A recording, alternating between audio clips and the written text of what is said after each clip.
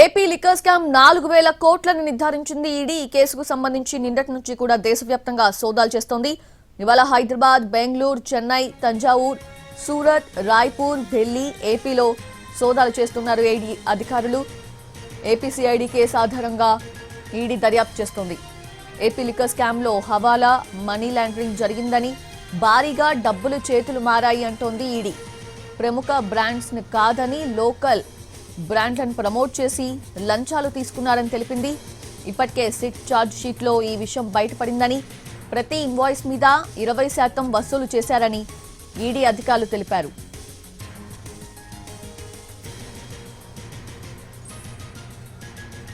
Right, ఇక ఈ రోజు కూడా సోదాలు కొనసాగుతూ ఉన్నాయి.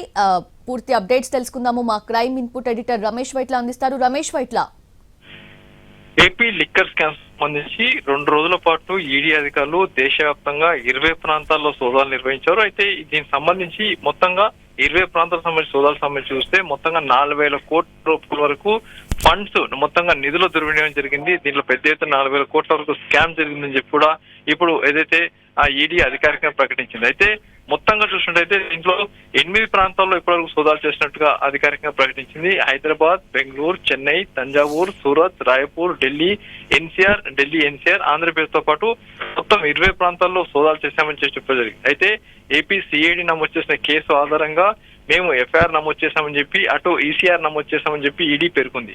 అయితే 2019 నుంచి 2024 మధ్య జరిగిన ఈ మద్యం లిక్కర్ పాలసీ కింద పెద్ద మొత్తంలో మోసాలు జరిగినట్లు అటు ఈడీ గుర్తించింది. ఈ మేరకు పెద్ద ఎత్తున అక్రమాలు జరిగాయి, పెద్ద ఎత్తున చేతులు మారాయి, పెద్ద ఎత్తున లావాదేవీలు జరిగాయి, పెద్ద మొత్తంలో హవాలా రూపంలో డబ్బుల ట్రాన్సాక్షన్ జరిగింది.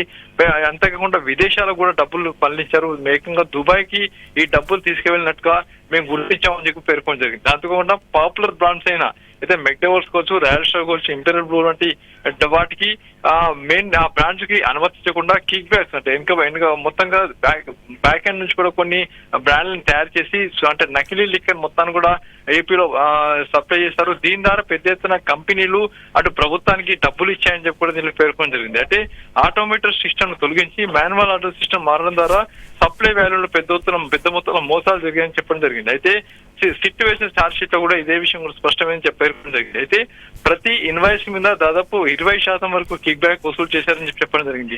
అయితే చెల్లింపులకు సంబంధించి చూసినట్టయితే ఈ డబ్బులు ప్రతిసారి చెల్లింపులకు సంబంధించి హవాలా రూపంలో చేతులు మారి హవాలా రూపంలో డబ్బులు వచ్చాయని చెప్పింది. అయితే దేశవ్యాప్తంగా 20 ప్రాంతాల్లో జరిగిన సోదాల్లో ఇప్పటివరకు 4,000 కోట్ల రూపాయల వరకు ప్రభుత్వానికి నష్టం వాటిల్లడం జరిగింది. అయితే ప్రభుత్వానికి రావాల్సిన డబ్బులు మొత్తం కూడా అప్పటి ప్రభుత్వ పెద్దలకు వెళ్ళాయి. అయితే ఆ డబ్బులు మొత్తంలో చాలా వరకు గత ఎన్నికల్లో వాటిని పెద్ద మొత్తంలో వాడారు. అంతేకాదు కొన్ని వ్యక్తిగత అవసరాలు వాడారు, కొన్ని డబ్బులకు అటు విదేశాలకు మళ్లించారని చెప్పి పేర్కొనడం జరిగింది. మొత్తంగా చూస్తే ఈడీ జరిపిన 2 రోజుల సోదాల్లో 4,000 కోట్ల రూపాయల వరకు స్కామ్ జరిగింది, లేపి లిక్కర్ స్కామ్ అని చెప్పి ఇప్పటికి ఈడీ అధికారికంగా ప్రకటించింది. Right Ramesh Vaitla, thanks for the